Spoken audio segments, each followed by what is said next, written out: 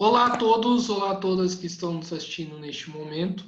Meu nome é Guilherme, hoje faço parte do canal Mesa de Debates e vamos continuar a nossa programação semanal, né? Discutindo questões referentes a temas da atualidade, principalmente, né, focado na questão da vacinação e na questão da pandemia, né?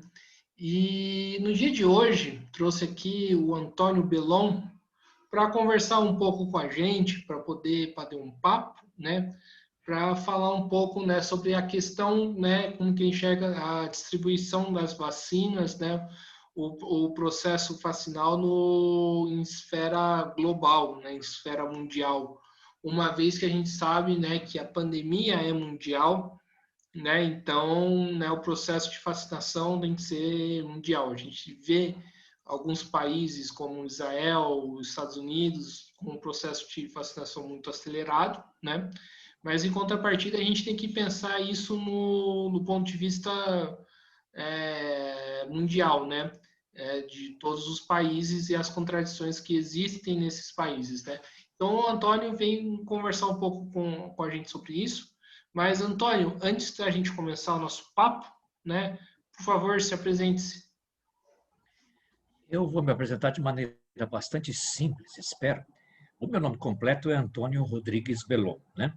Eu nasci em Jales, no interior de São Paulo, na roça, num bairro chamado Córrego do Matão. Faz 70 anos. Agora, em maio, vou completar 71 anos. Então, esse seria a primeira apresentação. E eu morei a maior parte da minha vida em Jales, no interior de São Paulo. Mas morei um tempo também, trabalhei um tempo em Santo André, na Grande São Paulo, e trabalhei depois aqui no Mato Grosso do Sul desde o ano do meio dos anos 90. Vim para cá para o concurso, sou aposentado aqui da Universidade Federal de Mato Grosso do Sul. Então, isso foi o meu percurso. Eu nasci em Jales e a minha cidade adotiva hoje é Três Lagoas, Mato Grosso do Sul. Então, essa é a minha cidade, é a minha terra. Eu quero dar uma pincelada profissional também, né? Como eu disse, eu nasci na roça, então eu fui trabalhador da roça. Ô, Guilherme, para você ter ideia, eu tenho minha carteirinha, um documento e tanto, do meu primeiro sindicato. E isso era no final dos anos 60. Eu fui membro, o pai me levou para me filiar, do Sindicato dos Trabalhadores Rurais de Jales. Esse foi o meu primeiro sindicato, então essa foi a minha primeira profissão. Depois eu fui bancário, comerciário, fui estagiário do Projeto Rondon no INPS da época, e depois me tornei professor da rede estadual durante 20 anos, né, em São Paulo, da rede particular, nisso fui militante da PUESP também, etc. Vim para cá, para o Mato Grosso do Sul, fui num período em que fiz estágio pós-doutoral na UNB, na Universidade de Brasília, eu fui lá professor colaborador e fui também, quando a gente fica velho, a gente recebe esses nomes assim, né? Fui pesquisador sênior e professor colaborador. Então, eu trabalhei em 3 estados assim, no ensino universitário: São Paulo, Mato Grosso do Sul e Brasília, Distrito Federal. Para ir rápido, né? A minha formação é na área de letras, a minha graduação inicial é letras, mas eu também fiz pedagogia. Aí eu fiz mestrado em letras, literatura brasileira, doutorado em letras também, tudo na Unesp, nesse doutorado, né? Em literaturas de língua portuguesa, e o meu pós-doutorado foi em literatura brasileira contemporânea lá na UNB. Tem uma história de militância que já é desde sempre, né? Veio lá de trás, mas especialmente no século XXI eu aderi, no começo do século XXI, aderi ao PSTU, onde eu estou como dirigente regional e dirigente aqui estadual do Mato Grosso do Sul, enfim, sou um dos quadros do partido, e também em cada profissão dessa que eu passei, eu sempre militei no sindicato correspondente. O sindicato correspondente à universidade é o ANDES, Sindicato Nacional. E para fechar isso aí, na vida civil, né? Sou casado há muitos anos com a Cidinha Pascoal Belon, tenho 3 filhos e 2 netos, que são o meu futuro. Valeu para eu me apresentar assim e quebrar o gelo, que é importante. Agora você pode me perguntar o que você quiser, o que eu puder responder, eu respondo. Sim, o Belon, né? Podemos afirmar que hoje existe uma distribuição desigual das vacinas no mundo? E eu queria que você falasse, né, se existe, qual é o motivo dessa distribuição desigual? Podemos afirmar, infelizmente. Não só podemos afirmar, como é quase que óbvio, é uma evidência que é uma diferença da distribuição de vacinas no mundo. E isso se deve a uma relação que existe entre a Covid-19, vamos chamar assim genericamente, e uma outra coisa também que genericamente a gente chama de capitalismo, nessa sua fase imperialista. Então, há uma distribuição desigual das vacinas, tanto do ponto de vista das nações, por exemplo, nos Estados Unidos, principalmente na fase mais recente, depois do Biden, a vacinação está atingindo quase que toda a população, em massa. Aqui já as coisas são diferentes, em outros lugares também não. Então, há uma diferença entre nações, entre regiões do mundo, determinada, assim, globalmente pelo capitalismo, pelo imperialismo. E internamente também há diferença. Então, agora vamos chegar mais perto da gente. Aqui no Brasil, por exemplo, a Covid não tem vacina para todo mundo. Por enquanto, a vacinação ainda é mínima. Então, está havendo uma escala. Quer dizer, com isso, quer dizer que uns podem ficar doentes e outros não. É uma coisa louca, né? O profissional de saúde, por exemplo, em algum momento, porque não é só vacina, em outros procedimentos isso ocorre também. O profissional de saúde pode estar diante do seguinte dilema. Eu tenho o Guilherme e o Belon. Qual que eu vou socorrer dos dois? Eu só posso socorrer um. Eu vou deixar o Guilherme morrer e vou socorrer o Belão, porque o critério agora é do mais idoso. Eu sinto muito, tá, Guilherme? Então você vai morrer. Olha o drama do profissional de saúde. Isso não podia estar acontecendo, mas está. Por outro lado, as medidas, de um modo geral, para combater a Covid, por exemplo, isolamento. Como é que você vai ter isolamento numa casa que tem um cômodo só, às vezes não tem nenhum banheiro, o banheiro é comum de várias moradias num lugar, num cortiço, numa favela, o nome que se quiser dar, ou numa comunidade, o nome que se queira dar, não importa o nome nesse momento, não tem espaço para isolamento. Como é que você vai propor isolamento para quem não tem espaço, não tem possibilidade de isolamento? Então, a vacina é desigual porque a Covid atinge desigual, porque a sociedade é desigual, e ela é desigual porque ela é capitalismo.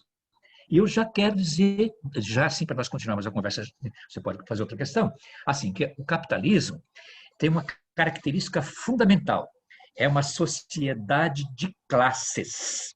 De um lado, a classe fundamental dos capitalistas, da sociedade burguesa, dos burgueses, aqueles que são os detentores do capital, dos meios de produção.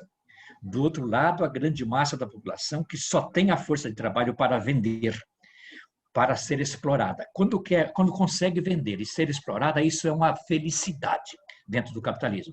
E uma grande parte que não encontra nem lugar nisso, que fica à margem mesmo. Então, esse é o retrato da sociedade de classes.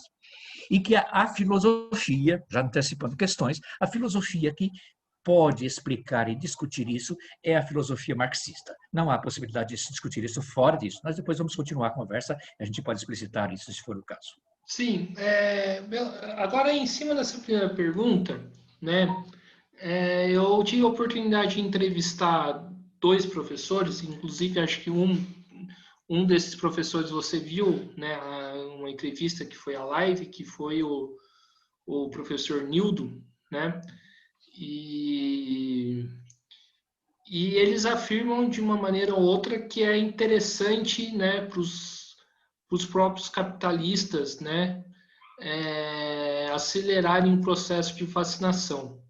Eu queria te perguntar isso, como que você vê essa questão? É interessante? É interessante até que ponto? Aí você coloca a gente numa dimensão da realidade que nós não podemos deixar de considerar. Então, foi bom eu ter falado do marxismo antes, que é a realidade de que todo o real, inclusive o real humano, que somos cada um de nós, vive inserido em contradições. Ele é contraditório. Há um tempo é uma coisa e é outra contrária àquela mesma coisa. Para os capitalistas, para o capitalismo, em certo momento, a pandemia foi um negócio. Muita gente ganhou muito dinheiro e muita gente ainda ganha muito dinheiro na fabricação de equipamentos, na fabricação de vacina, etc. Mas, por outro lado, quando isso chega a um limite de destruição da população, começa a atingir a força de trabalho que eles têm que comprar, porque é essa força de trabalho que vai reproduzir e reproduzir o capital, que vai permitir a acumulação e a valorização, e começa a atingir também o mercado consumidor e começa a atrapalhar os negócios. Na medida em que comece a atrapalhar os negócios, a vacinação passa a ser interessante para combater a Covid-19. Então, para o capitalismo, o critério é um negócio. Não há generosidade, não há uma preocupação humana, como nós poderíamos colocar. A questão é estrutural e não moral. Sim. E eu, Pelão, queria que você falasse um pouco, né? Qual que é o papel das grandes indústrias farmacêuticas nessa distribuição desigual? Porque ao mesmo tempo, né, a, tipo, a gente defende a vacina, né, mas a gente sabe que as grandes empresas, né, alguns chamam de Big Pharma, não sei se esse termo é correto ou não, né, é, estão visando mais o seu lucro, né, do que a vida, né? Eu queria que você comentasse um pouco sobre isso. Sim, é importante mesmo. A sua pergunta ela permite um instante de lucidez na nossa conversa, né? De certo modo, o tema já está aparecendo. Agora vamos torná-lo um pouco mais explícito. A coisa da indústria farmacêutica e o remédio. Eu falei em contradições. Eu vou trabalhar com 3 contradições aqui. Você vai me dar um minutinho a mais para eu desenvolver isso. A primeira grande contradição que nós vivemos no capitalismo é assim: a produção ela é social. Ela exige que os trabalhadores compareçam socialmente em massa na fábrica, por exemplo, milhares de operários para produzir. Mas a apropriação, ou seja, quem fica com o produto do trabalho, não é social. O trabalhador não vê nem o que ele produziu, nem sabe o que ele produziu direito, porque ele produz uma parte, um fragmento. Quem se apropria do trabalho é a empresa, é o negócio, são os acionistas da empresa, o capitalista. Então, a produção é social e a apropriação é privada. Essa é uma primeira contradição. Uma segunda contradição, que também é grande, imensa, é a que existe em escala mundial, entre o local, o nacional e o mundial. As empresas hoje, o capitalismo, tem a sua sede basicamente nos grandes centros capitalistas, por exemplo, nos Estados Unidos. Só que as fábricas se deslocam para o mundo em busca de mão de obra mais barata, de poder mão de obra também é uma expressão não muito feliz, mas poder comprar a força de trabalho pagando um valor mínimo que seja no limite da fome e poder dessa forma aumentar os seus lucros e explorar. E a terceira contradição é que nós passamos da época histórica da escassez para a época da abundância. O que eu estou dizendo isso não é que hoje tem abundância, que ninguém passa fome, porque isso não é a realidade. É que eu estou dizendo que hoje seria possível produzir para que ninguém passasse fome e necessidade de nenhum tipo, se a produção fosse planejada e destinada a atender às necessidades humanas. Mas não é. Em função do caráter privado da apropriação da riqueza, a indústria se planeja, ela só, não é um planejamento social, é um planejamento individual daquele setor de produção daquela fábrica, para produzir e reproduzir em escala ampliada o seu capital, para valorização, sem se importar com o atendimento das necessidades humanas. Transfira isso comigo, Guilherme, para a indústria do remédio. A fábrica de remédio, ela não se preocupa em fabricar remédios, mas em fabricar aquilo que dá dinheiro. Inclusive, no cotidiano, a gente frequenta as farmácias, pequenos remédios para o dia a dia, para os pequenos males do dia a dia, desaparecem, porque eles são baratos e funcionam. Aí vem uma outra marca, ou o mesmo remédio, o mesmo princípio, embalado de uma outra forma, porque é a maneira que eles têm de ganhar dinheiro, de poder ganhar dinheiro. Então, há realmente, entre essas contradições, uma contradição entre os interesses da indústria farmacêutica, das grandes fábricas de remédio e os interesses da população. E a questão é como mediar esse interesse, como encaminhar esse interesse. Mas que há uma contradição? Há. Sim, e como mediar esse interesse, né? Será que a pandemia colocou em discussão, tem que colocar em discussão, principalmente dentro da esquerda, né? Que a gente vai pautar isso com mais detalhe, a necessidade, né, de lutar pela expropriação, né, dos capitalistas? Essa é uma questão básica que a gente vai ter que realmente tratar. Então, e como encaminhar isso? Para encaminhar isso, não pode ser no marco dos negócios, no marco da visão capitalista das coisas. Quando isto ocorre, com a mediação do Estado, o que for, pode-se conseguir, já que estamos falando de remédio, um paliativo, uma coisa que vai resolver instantâneo, naquele momento, uma coisa imediata. Mas uma solução efetiva, estrutural, demanda a mudança do capitalismo, uma revolução social, a transformação do sistema em outra coisa que não seja o capitalista. Ou seja, substituir, por exemplo, o planejamento visando a valorização do capital pelo planejamento social visando o atendimento às necessidades humanas, estabelecendo que a produção não visa a reprodução do capital, mas a reprodução da vida humana em condições mais adequadas. E aí entra, não dá para falar outro nome, é a transição da sociedade capitalista para a sociedade socialista, para a sociedade comunista. Não tem outra forma. Toda e qualquer proposta de encaminhamento, seja eleitoral, sindical, parlamentar, o que for, que permaneça nos marcos do capitalismo, só servem se elas realmente apontarem para essa transição maior, que é a transição revolucionária.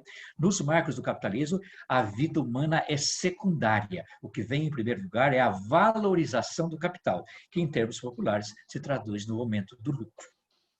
Sim, e você enxerga, né, a possibilidade dessa revolução social, é, digamos assim, a médio prazo? Olha, eu não sei o prazo, não. E se eu soubesse, eu também não ia te falar. A gente ia fazer de surpresa, porque se falar aqui poderia chegar no ouvido do capitalista e ele se precaver, né, para que não houvesse a revolução. Então, essa é a pergunta que sempre fazem, né? Quando vai ser? E fazem as piadinhas. Está na esquina? Ó, não está na esquina, eu não sei quando vai ser. O que eu sei é que é necessário que se organize a população trabalhadora a partir do local onde essa população mora, onde ela vive, a partir do seu local onde ela trabalha, onde os trabalhadores estão localizados no seu trabalho, a partir do local onde estudam, e eu quero dizer que esse local aqui, por exemplo, pode ser um local virtual, que nós estamos agora, é um local de estudo, de reflexão, de pensamento, né, que se organize nesses locais e que se entenda que, organizando a ação, poderemos ter essa transformação, que não se limita ao debate, que quem gosta de debater e acha que as coisas se resolvem no debate são os liberais. Como a minha perspectiva é marxista, revolucionária, no debate nós não vamos resolver a questão. No debate nós vamos colocar alguma coisa, buscar a lucidez possível, mas isso vai ser somente na ação. Então, eu não tenho fórmulas e nem posso ter, mas eu posso dizer assim, que é preciso que se pense, se discuta um programa, se estabeleça a organização nas formas possíveis.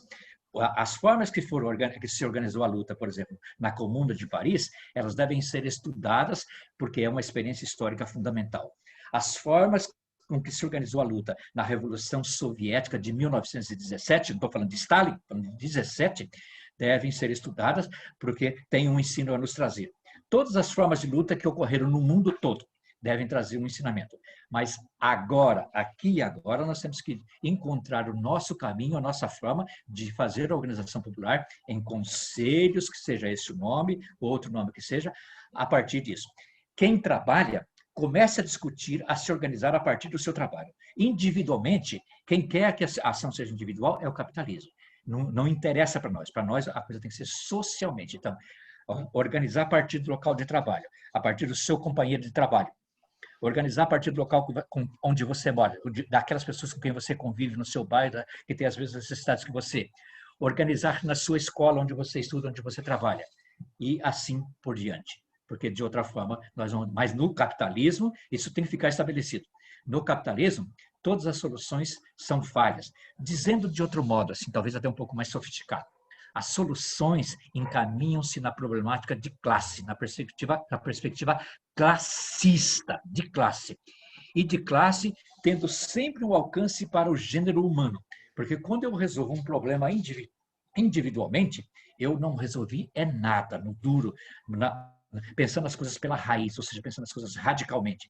Porque as coisas, o que nós estamos propondo com o socialismo, é uma nova forma de convivência humana, para poder superar, inclusive, o vírus. Se você me permite andar mais um pouquinho, eu quero dizer uma coisa assim, ó, olha, eu sou um professor aposentado, como já me apresentei, né? A escola, a nossa educação, ela é muito falha. Já teve gente que colocou isso aqui antes de mim, eu acompanhei aqui uma live anterior à minha. A nossa educação é muito falha em todos os níveis. As pessoas não são capazes de distinguir, por exemplo, não é entender perfeitamente, porque eu também não entendo os pormenores. Eu não sou biólogo, eu estou na área de literatura, mas eu tenho uma suficiente compreensão, porque eu trabalho com filosofia, eu trabalho com sociologia, justamente aquilo que querem tirar da escola é aquilo que a escola precisa. né? Eu tenho a noção de que vírus é uma realidade diferente de uma bactéria, de um verme, de um parasita. Quem não consegue fazer essa distinção, acha que o remédio que serve para curar a malária, né, que é uma doença parasitária que dava e dá nos pântanos, onde tem charcos, essas coisas assim, pode servir para combater um vírus, porque não consegue fazer essa distinção, não tem essa lucidez mínima da educação, da formação. Ou consegue ser ludibriado e achar que um vermífugo que se toma, chamado ivermectina, esse é o nome dessa coisa aí, né? Que o vermífugo que combate vermes, que é uma outra realidade, que não é vírus, vai combater o vírus. E agora, quando se trata de médicos que receitam isso, porque médicos ou têm uma formação precária, ou seja, são médicos analfabetos em medicinas, porque existe isso, infelizmente. O médico, ou ele tem uma formação precária, ou é um grandíssimo sacana e perverso para fazer uma coisa dessas. Então, eu estou colocando o problema da cultura, da educação, que também é muito importante e muito fundamental. Vou parar aqui para deixar você fazer outra questão, senão eu começo a ficar muito digressivo, né? Não, tudo bem, tá ótima a conversa. Ô, Belon, né? Principalmente aqui no Brasil, né? A gente tem acompanhado, né, o papel que o Bolsonaro vem cumprindo, né? Como um negacionista, né? Negou a pandemia, ainda nega a pandemia, né? E também, né, atrasou demais a própria compra das vacinas, né? Que papel que esses negacionistas cumprem, né? Eu passo a bola para você, nessa pandemia e principalmente na questão da vacinação. Você trouxe uma questão muito boa e vai emendar com o final da minha fala anterior, né? O negacionismo é para nós o que de pior poderia nos acontecer, se é que tem mais pior para acontecer, né? Porque a gente tem que começar afirmando assim, ó, a Terra não é plana, a Terra é redonda e isso nós estamos 4, 5 séculos depois de Kepler, de Copérnico, de Galileu, de Giordano Bruno, etc. Tal. Não tem mais cabimento esse negacionismo por respeito da Terra. Negacionismo sobre a saúde. Agora, a gente fica sem saber se esse negacionismo é de convicção, e deve haver algo de convicção, ou se ele é manipulatório, também deve ter algo de manipulatório, as duas coisas. Só que isso tem um efeito sobre a população, negacionismo tem que ter um efeito negativo, né? Um efeito muito deletério, muito destrutivo, que só ocorre em função daquela falha de educação que eu apresentei anteriormente, quer dizer, as coisas se articulam nesse sentido. Mas isso não é só no Brasil, é no mundo inteiro. Mas aqui, especialmente, eu não posso deixar de comentar o seguinte, olha, como eu me apresentei no início, o Guilherme, tendo 70 anos, já tendo vivido muito, eu sou leitor desde os 15 anos por aí, então só de leitura eu tenho quase 60 anos de rato de biblioteca, né? Que é a minha vida. Eu fui assim aprendendo, às vezes apesar da escola, né? Não pela escola, mas apesar da escola, que o Brasil teve a tragédia indígena, porque os europeus chegaram aqui e destruíram a vida indígena praticamente. É um genocídio, não tem outro nome, né? A população indígena totalmente destruída, aqui no Mato Grosso do Sul ainda é um dos estados que mais tem indígena, mas é muito menos do que teve. Então, isso é uma coisa. Aí, a escravidão negra, uma tragédia também inominável. Como é que não? E dela resulta muitas coisas que estão nos infelicitando até hoje. A mais evidente é o racismo, mas não é a única. A decorrência da escravidão negra. Isso já é tragédia suficiente. Quando eu nasci, eu herdei tudo isso. A nossa cultura é herdeira disso. Você também. Todos nós herdamos isso na nossa cultura. Mas eu nasci em 1950, tinha acabado, não fazia tempo, a ditadura ambígua do Getúlio Vargas. Eu digo ambígua porque ele teve também aquela questão do heroísmo, de se matar, a coisa do trabalhismo e tal. Então, ela também é contraditória, né, dentro daquilo que eu falei das contradições sociais. Mas uma ditadura que reprimiu, matou, Olga Benário foi mandado embora para ser queimado em campo de concentração, etc. Filinto Miller foi um torturador da época, o grande torturador da época, o grande nome da repressão. Aqui na minha cidade de Três Lagoas é nome de avenida, para você ver como é que é as coisas. Aqui o jornal mais tradicional da cidade foi fundado por ele em 1950, no ano que eu nasci, foi pelo Filinto Miller, quer dizer, então ele tinha todo um trabalho ideológico, ele não era bobo, né? Então, isso é uma terceira tragédia muito grande. Aí, quando eu estava na escola, começando o ginásio, que na minha época de ginásio tinha o ginásio, eu não estou falando de mim, não, estou falando do Brasil, tá? Mas é de como eu me ensino nesse Brasil. No ginásio, veio a tal coisa de 1964, que está fazendo hoje, ou ontem, mas hoje, na verdade, é que eles mentem, falam que foi ontem, os 57 anos dela. Essa coisa veio, esse golpe de Estado inicialmente, depois um regime político que se baseava na repressão, na censura, na morte, na tortura, naquilo que há de pior no Brasil. Era tragédia suficiente, não era? E querem negar isso também. Estou falando do negacionismo. Querem negar que foi isso. E querem transformar isso numa revolução.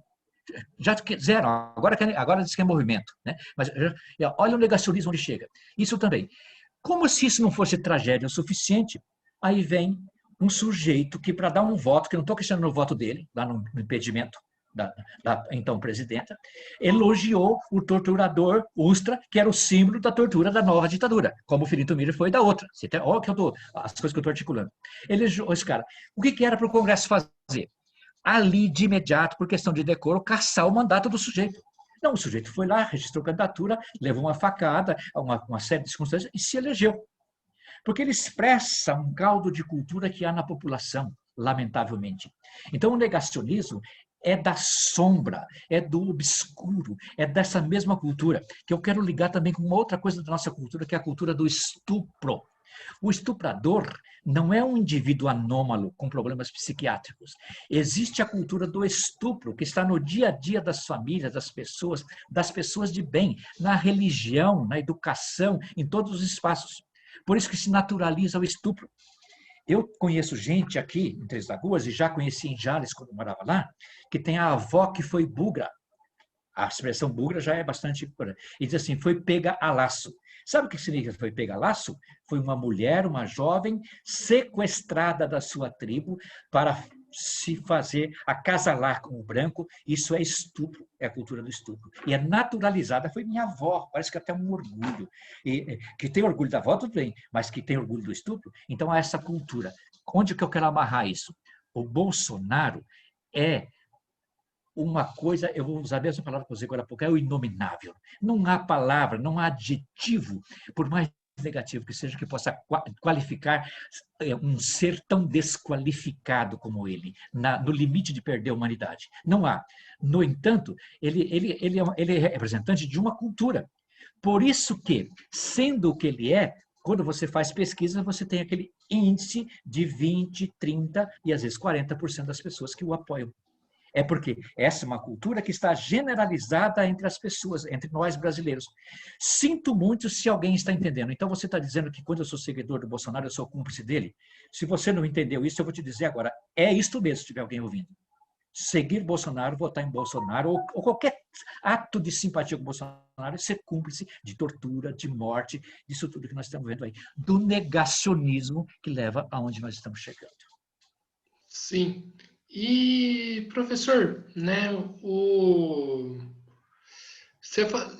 na verdade, você colocou um elemento interessante aí, que eu queria, na verdade, estava preparando para fazer uma outra pergunta, mas eu vou perguntar isso.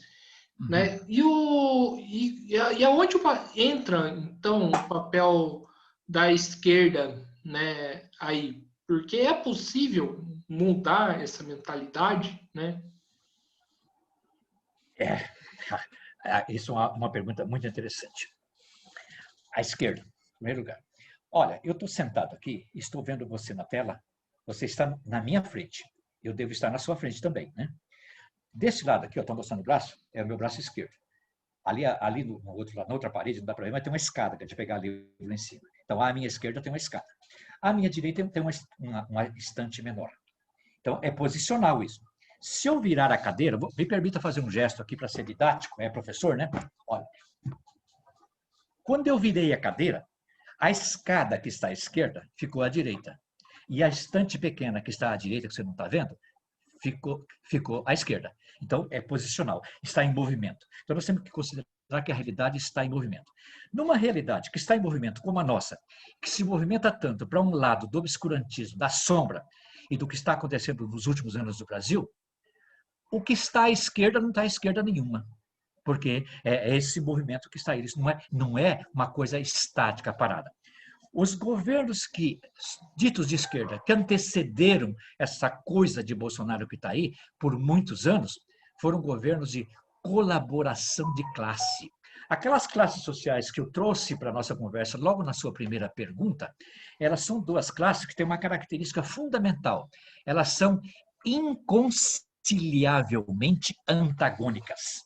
Esse antagonismo só se resolve com organização e atuação revolucionária, com a superação do capitalismo na perspectiva socialista e comunista.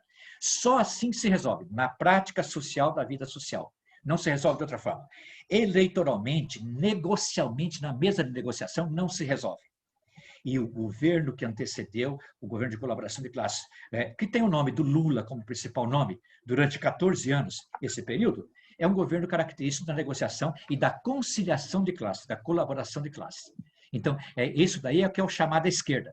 Então, eu vou dar os nomes, porque aí fica muito mais claro e não há por que eu ficar... Eu tenho amigos em todos os lugares, e não estou falando dos amigos das pessoas, estou falando das tendências, das ideologias que estão em jogo. PT, PCdoB, PSOL, está todo mundo nessa daí. É a esquerda que não coloca a perspectiva revolucionária.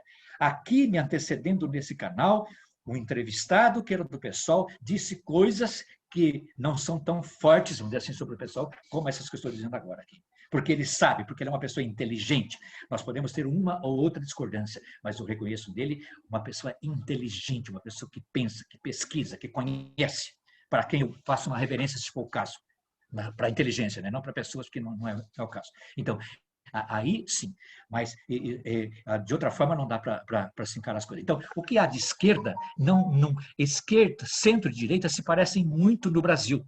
O que eu preciso colocar é a perspectiva revolucionária, transformadora. Daí a necessidade do marxismo, para que haja uma compreensão dialética do real. O que é compreensão dialética? O real é em movimento, na sua dinâmica. E essa dinâmica é determinada pela luta de classes, que não é inventada por ninguém. A luta de classes existe objetivamente na forma como se organiza a produção capitalista, na forma como se organiza a produção burguesa. E ela se supera quando se superar a produção burguesa. De outra forma, não é possível. Paro aqui para te dar a chance de também falar e para eu respirar um pouquinho. Sim. Professor, antes de seguir a entrevista, eu fiz uma pergunta para duas professoras no começo do ano, né? Para mim, né, começou a existir esse movimento antifacina, né, das pessoas se colocarem contra a vacinação. Para mim, a vacina é algo que é indiscutível, né, que se não fosse pela vacina, talvez a humanidade corria o sério risco de não existir mais, né? E é algo que é cientificamente comprovado, né, a sua importância, a sua eficácia. Isso foi um avanço da humanidade, né? A gente pode falar, a gente pode ter críticas ao capital, né, que são críticas corretas, mas não tem como não negar, né, a vacina como um avanço da humanidade. Mas só que hoje a gente tem pessoas, né, que se colocam contra esse avanço. Isso está aqui no Brasil, isso está relacionado à formação tardia brasileira do capital? Está, mas não se esgota nisso, né? É uma questão muito mais complexa. Por exemplo, na Idade Média, que é um conceito que vale para a Europa, não vale para aqui, né? Que século XIV, XIII, XII, o que era aqui? Né? Era a população que nem índio era, que não era assim que era chamado. Né? O índio não sabia que ele era índio, o índio descobriu que ele era índio quando o branco chegou. Né? Houve a peste na Europa, que é aquela que está retratada no Decamerão, do Boccaccio, um dos clássicos da literatura italiana, que é fundamental a gente ler, entender, compreender. A peste na Europa tinha por causa a realidade objetiva que eles viviam. Aquelas cidades medievais, de ruas estreitas, tortas, né? Não eram ruas retas, traçadas como foi Paris, deu o exemplo depois do século XIX, aí também já é outra discussão arquitetônica, urbanística, tal, que eu não vou levar aqui porque não dá. Aquelas cidades europeias eram um tipo de aglomeração muito triste e não se conhecia, não tinha Pasteur ainda, não se conhecia, por exemplo, a questão da infecção, a questão de higiênica era uma outra visão, uma outra mentalidade. As pessoas faziam as suas necessidades, por exemplo, em urinóis, que jogavam pela janela para a rua, por exemplo. Né? E aí houve a peste que dizimou uma boa parte da população europeia. Então, aquela perspectiva, não havia vacina, não havia capitalismo, não havia tecnologia para a vacina. Agora, com o capitalismo, começou a aparecer as doenças da época e, juntamente com ela, contraditoriamente, também a vacina, como você apontou muito bem. Aqui no Brasil, nós já temos 100 anos por aí dessa tradição, que nós temos que começar lá no Oswaldo Cruz, né? Então, essa tradição, ela é forte no Brasil. A Fiocruz e o Butantan, se no começo dessa pandemia tivéssemos um governo com um mínimo de juízo, que em vez de boicotar essas duas instituições, tivesse apoiado e dado dinheiro, o suficiente necessário para a pesquisa, hoje nós já estávamos com a situação controlada no Brasil. Estou afirmando isso tranquilamente, não sou biólogo, não sou nada, mas os conhecimentos que a gente tem em outras áreas permitem que a gente possa afirmar isso. Mas teria que ser feito o contrário do que foi feito, e ao contrário do que se faz ainda. Isso que é o problema. Porque os brasileiros têm uma tradição de pesquisa nessa área de vacinação muito significativa. Negar a vacinação é um crime. Não é qualquer coisa, não é qualquer opinião. É uma perspectiva criminosa de colocar as coisas. O Brasil tem nisso aí uma possibilidade parecida, mas você vê como é que é o capitalismo, né? Porque eu vou dar um outro exemplo que aí interessa muito para o capitalismo. Você vai comprar um carro hoje novo, Guilherme, você é muito novo, talvez não tenha pego isso. Eu peguei a época que eu ia comprar um carro, o cara fala, o senhor quer álcool ou gasolina? Hoje não tem isso, né? Porque a tecnologia é flex. O meu carrinho que está ali na garagem na frente, eu vou lá no posto, eu ponho gasolina ou álcool, ninguém sabe, não tem cheiro, não tem nada, e o desempenho mesmo é tranquilo, porque existe uma tecnologia flex construída a partir de muita pesquisa aqui no Brasil, respondendo à necessidade, né, da crise do petróleo, do esgotamento desse tipo de combustível. Respondendo à necessidade, o Brasil poderia, se tivesse tido, ao mesmo tempo, a questão ideológica, superestrutural adequada, encaminhado à produção de vacina da mesma forma. Nós poderíamos ter uma tecnologia para ser exemplo para o mundo na vacina. E, no entanto, nós estamos vivendo o que nós estamos vivendo. Então, o negacionismo tem esse outro aspecto aí da vacina. E aí eu tenho que colocar uma coisa também que é importante. A nossa mentalidade mística, religiosa, frequentemente exaltada. E há aspectos que ela é interessante, culturais, assim, bastante interessantes, sem dúvida. Mas ela também é uma tragédia para o brasileiro. Essa visão mágica de se acreditar em qualquer coisa que tenha cheiros de além, que tenha cheiros espirituais, coisa assim. Então, por isso, volto na perspectiva marxista. O pé no chão, reconhecer que euzinho aqui, eu que estou aqui, defendo a liberdade religiosa das pessoas, inclusive a minha, de ser ateu e de não ter religião nenhuma. Defendo essa liberdade. Não é isso que eu estou tratando. Mas ter o pé no chão de reconhecer que você pode ser religioso, mas que a vida se expressa na sua materialidade e que ela tem que ser levada em conta, a nossa condição física de seres vivos, de estar vivos. E isso tudo contribui para que haja uma mística e todo um conjunto de interesses clericais dos edires macedos da vida, né, e similares que acabam levando essa mentalidade tão tacanha, tão acanhada. Então, o negacionismo também tem esse aspecto aí. Sim. E o professor, o Brasil paga o preço por ser tão submisso aos interesses dos Estados Unidos? Paga e muito. Paga esse preço aí, porque nós temos que pensar assim, as alternativas para isso aí, a saída, é abolir a propriedade privada dos meios de produção, como eu já falei, né? E das patentes, eu quero chegar aí. As patentes a patente é uma coisa do capitalismo. O sujeito descobre alguma coisa, ele registra a patente para que ele, descobridor, ou a equipe descobridora, os pesquisadores, possam obter vantagens às custas da sociedade inteira. Isso é patente, que tanta gente enche a boca para falar de patente, como se patente fosse uma grande conquista. Patente é isso. É você transformar uma descoberta frequentemente realizada com dinheiro dito público, dinheiro que vem via estatal, porque todo dinheiro, público ou privado, vem do suor e do sangue da classe trabalhadora.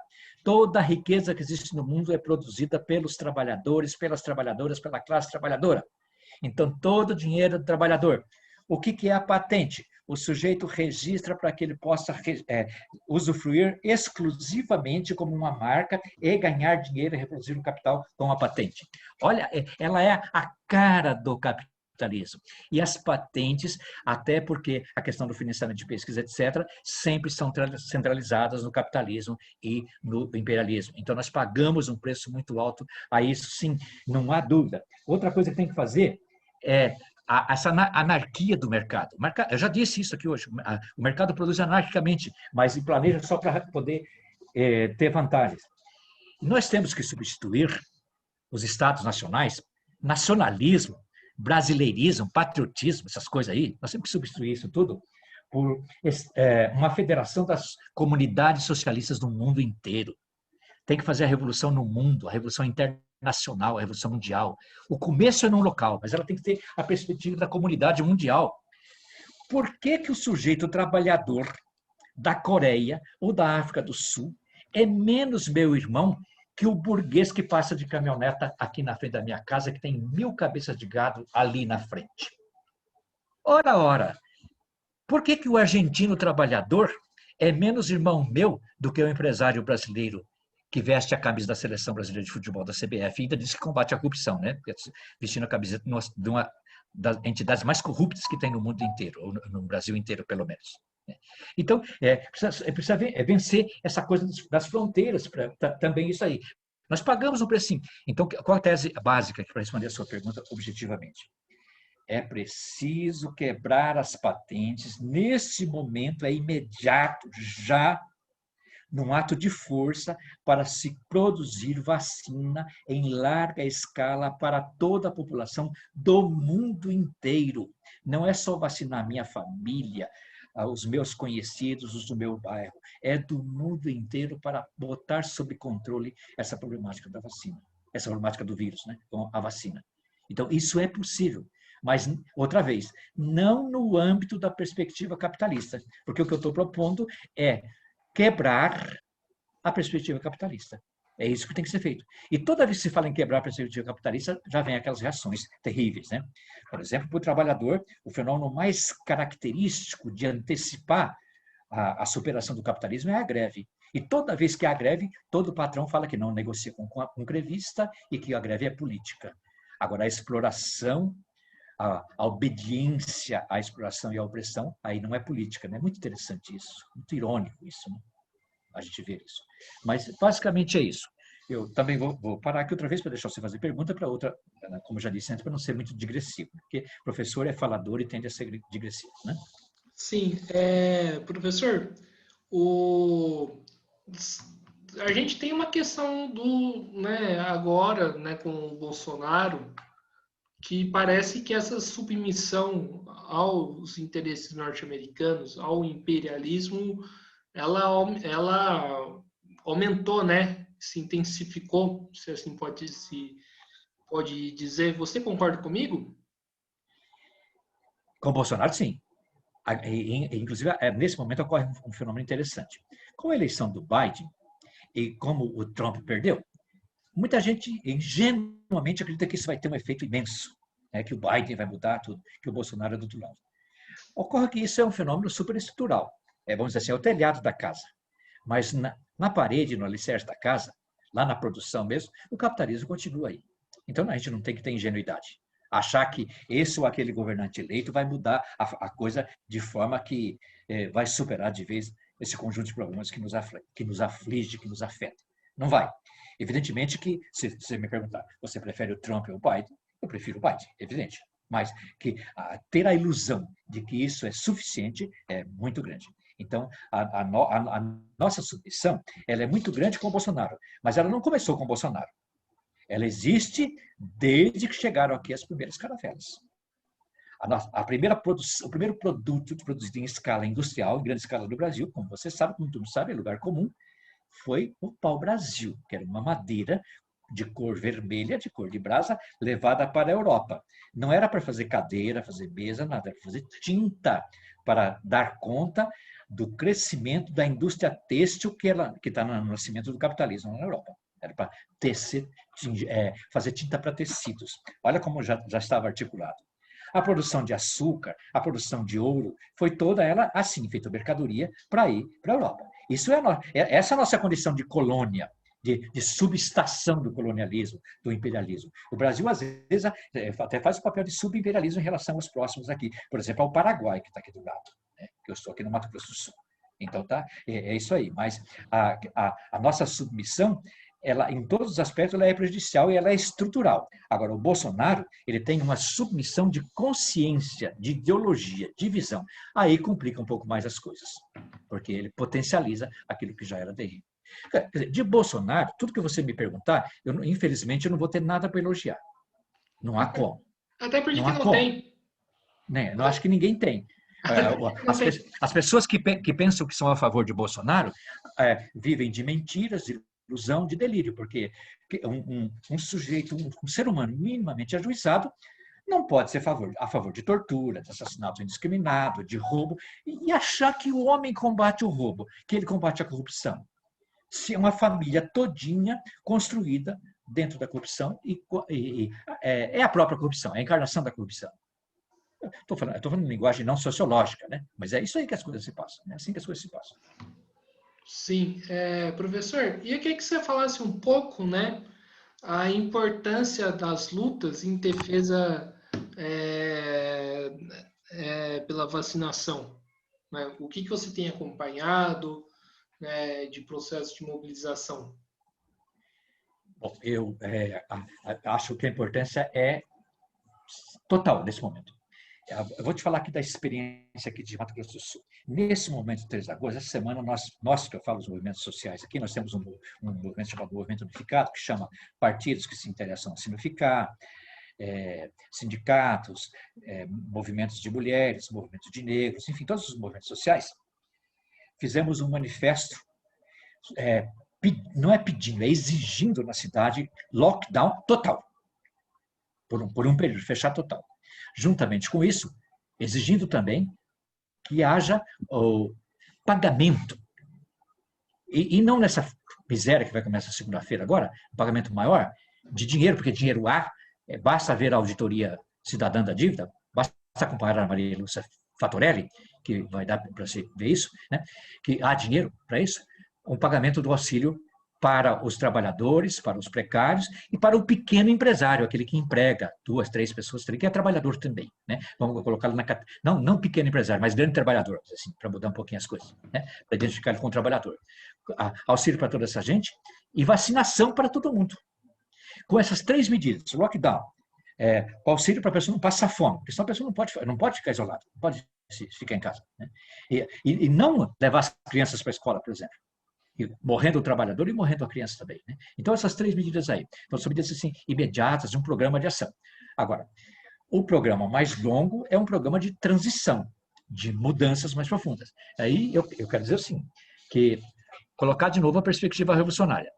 O que nós temos hoje no Brasil, que me inquieta muito, e isso volta um pouco a uma das suas perguntas anteriores, é que há uma crise de direção que é histórica na humanidade. O Trotsky diz que a crise da humanidade é a crise de direção do proletariado. Porque o sujeito da revolução, quem vai fazer a revolução é o proletário. Nós vamos acompanhar, vamos estar juntos. Mas quem vai fazer é o proletário, ou seja, o operário industrial. Então, para fazer a revolução, isso é marxismo clássico, marxismo básico, né? Que não é pós-modernismo, não é multiculturalismo, que para essas coisas eu também estou vomitando. A verdade é essa. Para ser muito claro, assim, para ser muito claro. Porque toda hora aparece uma coisa para desviar o assunto, para mudar de assunto, né? Como faz o Bolsonaro, né? Quando a coisa fica muito feia, ele, se não tiver, ele cria uma crise militar, para a gente ficar falando da troca de generais. Como se troca de generais, trocar comando daqueles que vão bater na gente fosse mudar alguma coisa. Como se o exército fosse trabalhar para a gente. Fosse mudar. Muda, mas muda também dentro daquela perspectiva que eu coloquei antes, um pouquinho antes. Então, a nossa problemática é a crise de direção. Então, como é que nós podemos superar a crise de direção também? É aquilo que já disse antes, pela organização de base. A base, quando ela se organiza, ela põe a sua força na rua, ela faz com que a direção tome posição e supere o impedimento burocrático, porque essa conciliação de classes de que eu falei agora há pouco criou um monte de dirigentes sindicais, dirigentes partidários, parlamentares, vereadores, prefeitos, deputados, senadores, Brasil afora, que todos eles querem monopolizar a luta e não querem que o povo lute diretamente, a luta direta, a luta do povo, a unidade de ação das várias tendências. E a pandemia impede que o povo vá para a rua. Porque povo na rua hoje, as coisas seriam muito diferentes de povo fazendo só luta pelo Facebook, que é importante. Como aqui é importante, se não fosse, eu não aceitava o seu convite. Eu aceitei, não é porque você é simpático, você é também, mas não é por isso, né? É porque isso aqui é importante para mim, para você, para todo mundo que está aqui. Então, por isso que eu aceitei. Então, essa luta para superar a crise de direção é que é fundamental que a gente pense nela para poder colocar. Para o Brasil e para o mundo. Porque, eu já disse isso, vou repetir, nenhum problema de fato do ser humano se resolve individualmente, se resolve localmente, se resolve nacionalmente. Se resolve no gênero humano e na perspectiva de classe do imediato, para superar, porque socialismo, um dos conceitos de socialismo, de comunismo, é isso aí, é superar a sociedade de classes. Superar esse antagonismo para que se faça uma outra, superar a essência do Estado, das nações, de tudo isso aí, para que se faça a vida humana capaz de se expressar na sua plenitude, na sua grandeza, não do em si, mas do para si, da consciência plena e poder tirar todas as possibilidades que a vida humana poderia ter, porque a vida humana podia ser bela, prazerosa, alegre. Nós poderíamos estar aqui falando, por exemplo, eu ficaria muito feliz de ficar aqui uma hora e meia com você falando de poesia. E, no entanto, como lembrando Brecht, né, falar de poesia parece um crime, porque nós estamos numa situação tão difícil que a gente até esquece que a poesia também é importante e é alimento para o ser humano. Sim. Então, professor, dá para concluir, né, que a esquerda está falhando nessa luta contra a vacinação? Sim. Agora, você respondeu vários sim aí, né? Esse aqui é o seu tique, agora sou eu. Sim, está falhando. Sim. A esquerda vem falhando faz muito tempo. Né? Porque quando que a esquerda começou a falhar? Quando a esquerda trocou a luta direta na rua dos trabalhadores e das trabalhadoras, a luta da classe operária, a luta revolucionária, pelo caminho do voto, pelo caminho da eleição, pelo caminho do parlamento. O que adianta colocar uma mulher na presidência da República, se quando essa mulher esteve na presidência da República, nada avançou para a mulher enquanto gênero, falando em gênero agora, gênero masculino e feminino. Não foi o gênero que foi para a presidência da República, foi um indivíduo. É o que eu tenho falado aqui. O que vale colocar um ex-trabalhador, que não está chamado de trabalhador hoje, um ex-metalúrgico na presidência da República por 2 vezes, se ele não foi enquanto classe, se ele não foi na luta, foi no caminho eleitoral, no caminho do debate político superestrutural e não na base. Que adiantou de transformação efetiva no sentido de superar o capitalismo definitivamente? Outra coisa que eu quero colocar agora, tem 2 coisinhas que eu não posso deixar escapar. A minha posição de combate à exploração, de fim do capitalismo, e de combate, Guilherme, a todas as formas de opressão.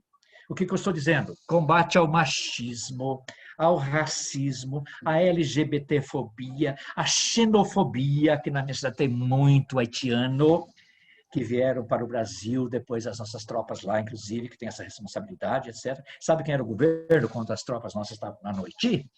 Era o governo da conciliação de classe, dito de esquerda. Era esse governo aí. Quando nós tivemos o governo dito de esquerda, você está falando da esquerda, está insistindo na esquerda e você está certo, é assim que tem que fazer a pergunta mesmo. Não se fez nada, muito pelo contrário, se conciliou também aí, sob o aspecto de fechar o balanço do regime militar, da ditadura militar. Fechar o balanço significa ampliar as investigações da Comissão de Verdade, dando poder não só investigativo, mas de decisão Tipo, botar na cadeia quem torturou, quem matou os criminosos do Estado, os agentes do Estado que eram criminosos.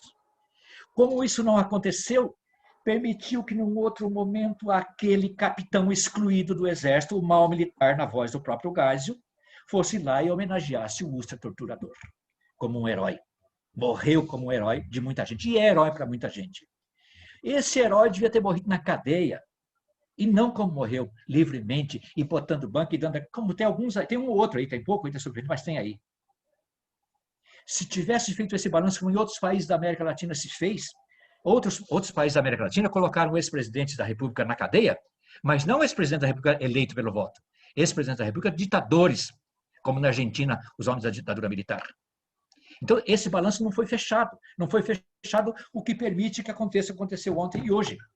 A tal, entre aspas, celebração. Celebração da morte.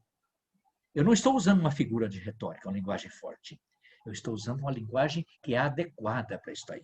O que houve por essa gente da ordem do dia é a celebração da morte, celebração da tortura, celebração da repressão.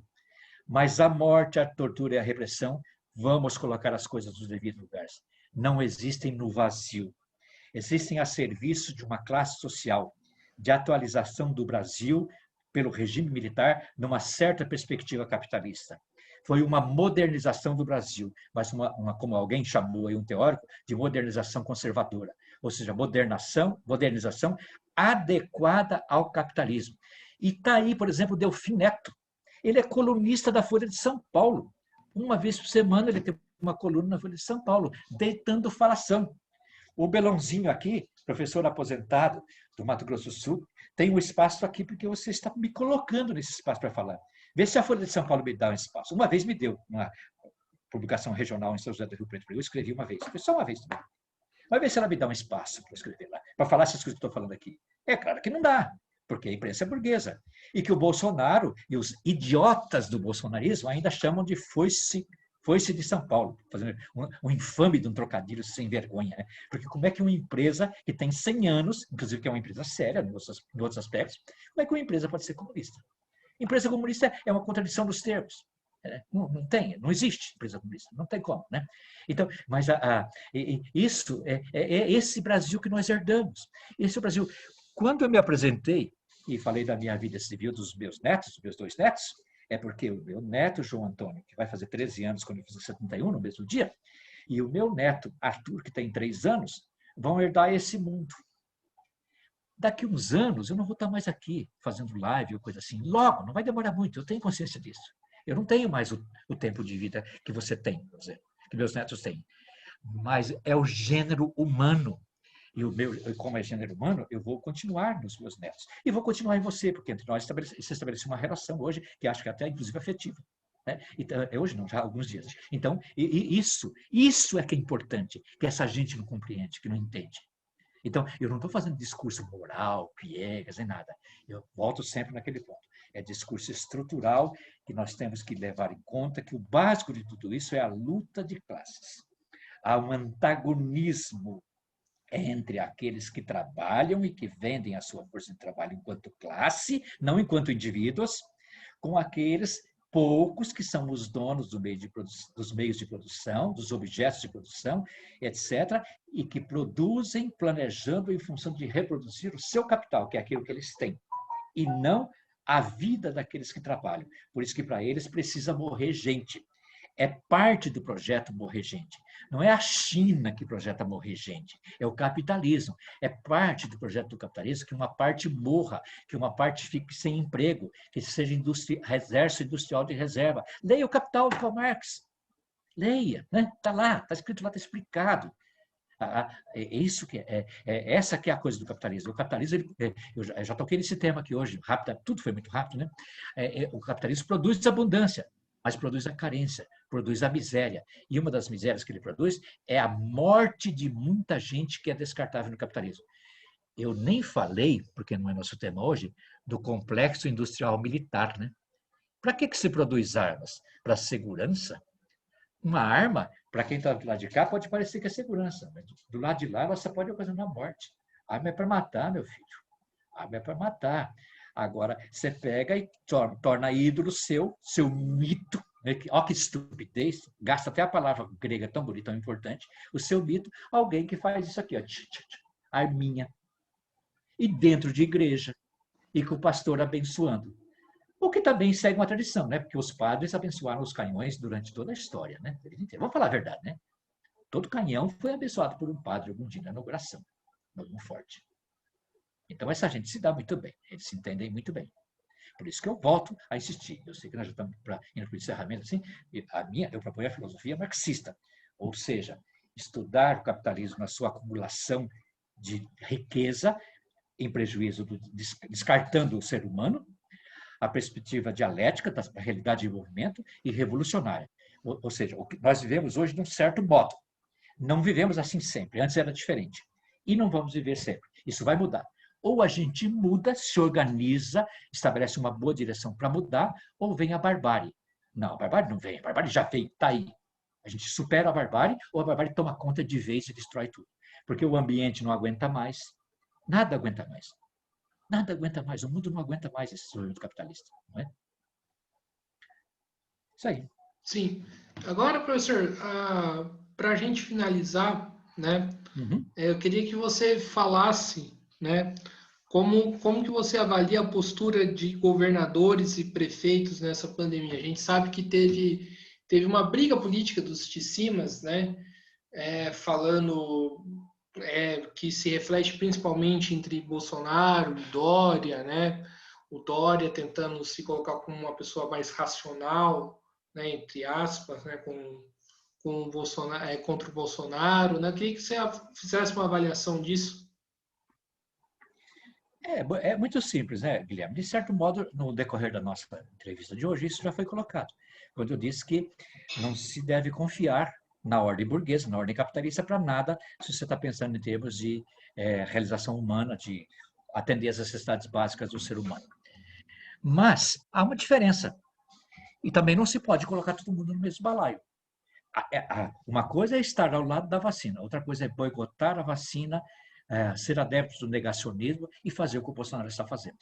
Então, os governadores, dentro da possibilidade do quadro que existe, estão fazendo o que é possível, naquilo que eles conseguem fazer e naquilo que eles enxergam como se deve ser feito. Então, é muito melhor que o Bolsonaro. Agora, achar que é suficiente também não é. Porque o Dória também tenta, por exemplo, usar o Butantan para fazer propaganda, lançar vacina, etc. E tal. Isso é outra coisa. Agora, é melhor vacina do que não vacina. Vamos dizer assim, em termos da ação, a ação de vacinar é muito importante. Então, a gente tem que apoiar os prefeitos, os governadores, etc., neste tipo de coisa. Isso não quer dizer pegar a política inteira deles, porque eles também estão é o mesmo sistema que elegeu Bolsonaro, elegeu Dória. Já que nós estamos com um nome aqui citando, né? Dória, governador do estado de São Paulo. Aliás, o estado de São Paulo e a cidade de São Paulo adoram eleger umas coisas, né, que ao longo da história que dá até medo, né? Eu sou paulista, estou falando isso muito bem à vontade, e adoro a cidade de São Paulo. Estou falando isso muito bem à vontade. Mas a cidade de São Paulo e o interior de São Paulo elegeram o Jânio Quadros, elegeram Collor, Maluf, Adhemar de Barros. Então, um Dória a mais, um Dória a menos, e elegeram o Bolsonaro também, que o Bolsonaro é aqui de uma cidadezinha aqui perto de onde eu estou, tá? Mas o Bolsonaro é mais perto daqui onde eu estou, do que aí, que é Eldorado, que perto de Araçatuba, aqui na região. Aqui. Ele é daqui do interior, né? Então, é isso aí, quer dizer, não é por esse caminho eleitoral aí, não estou dizendo ninguém para votar no Dória, nada disso, mas é melhor fazer o que o Dória está fazendo do que o Bolsonaro está fazendo nesse momento. Eu prefiro tomar uma vacina feita pelo governo do Dória, por exemplo, do que não tomar uma vacina não feita pelo governo do Bolsonaro. Só isso. Agora, confiar porque quando o povo fala mal de política, a gente fica meio assustado, né? Porque não é para falar mal de política assim. Mas é que o povo só conhece a política burguesa, não conhece outra. A política que eu estou falando com você aqui, pela qual eu estou aqui, é a política socialista, revolucionária. O meu partido você não perguntou, mas eu vou falar, é o PSTU, Partido Socialista dos Trabalhadores Unificado. Existe um outro partido aqui, por exemplo, chamado Partido Comunista Brasileiro, que é o PCB, o que está fazendo 99 anos. Esse está fazendo 99 anos, não o outro que fala que está fazendo também. O outro não está. O outro foi uma dissidência, separou. Fazendo 99 anos. Tem uma história para ser discutida, para ser respeitada. Né? Tem uma história. Esses estão no caminho de luta, o caminho de luta. Tem discordâncias, tem diferença, mas tem caminho de luta. Agora, a política burguesa, o sujeito entra nela para se arrumar, não é para outra coisa. Então, você não pode esperar. A política burguesa é a extensão do negócio. Por isso que você vai no Congresso, quem não é empresário está a serviço de empresário. A maioria é também empresário. Mas quem não é empresário, é difícil você encontrar um lá que não é empresário. E se não é empresário, vai ver que o homem é empresário. O outro que não era empresário, que foi presidente da República, disse que os usineiros, que não sei quem, nunca ganharam tanto dinheiro como agora. E é verdade. Porque ele não era banqueiro nem usineiro. Era metalúrgico. Né? Mas estava trabalhando para essa gente, na colaboração de classe, na negociação, no acertar, no para todos. Isso é outra coisa também. Não existe para todos. Nós estamos numa sociedade, repito mais uma vez, dividida em classes irreconciliavelmente antagônicas. Então, quando alguém vem com um papo de para todos, você pode esperar que está te enganando, viu, Guilherme? Está te embromando. Se é para mim, não pode ser para o Dória, por exemplo. Não pode, não tem jeito. Dá como. Sim. Professor, estamos aqui chegando no final de uma entrevista do Mesa de Debates. Primeiramente, quero agradecer por você ter aceitado o convite. O papo foi muito bom, né? E foi muito importante e espero que minimamente contribua, né, para o avanço da luta, no avanço da organização dos trabalhadores e tudo mais, né? Então, por isso eu quero agradecer e passo para as considerações finais. Eu quero dizer para você também muito obrigado e reivindicar suas palavras. Eu também espero isso que você espera, né? Que contribua, que tenha alguma forma de contribuição para o debate e para a ação. E muito obrigado a você, que isso se multiplique, a gente vai ficar no YouTube, né, que as pessoas possam ver, rever e eventualmente discutir, se alguém quiser discutir comigo, trocar ideias, a gente está aí sempre à disposição. E, mais uma vez, muito obrigado, um grande abraço para você e bom trabalho nesse seu projeto, que é um projeto que também exige muita dedicação e que está fora da perspectiva burguesa, mas não daquilo assim, que diz que está fora e está dentro, né? Diz que está fora, mas está ganhando dinheiro por fora e está ajudando o capitalismo. Aqui eu tenho a impressão que o capitalismo não vai tirar vantagem desse nosso trabalho aqui, né? Muito obrigado, um grande abraço mais uma vez. Sim, então é isso, né? Mais uma vez agradecer ao professor Belon, agradecer a você que estiver assistindo esse vídeo, peço para que se inscreva no canal Mesa de Debates, curta esse vídeo no YouTube, curta outros vídeos que foram produzidos, né? Compartilhe nas redes sociais, né?